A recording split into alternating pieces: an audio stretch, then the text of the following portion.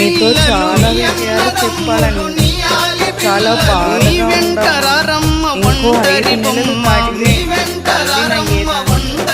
నా కళ్ళతో నా బిడ్డను చూడాలని 1000 కళ్ళతో నీ తల్లి గర్భమున మయ బొమ్మగ పుట్టితివే ఎగిరెగిరి పడవోకే ఎముకాల తొలుబొమ్మ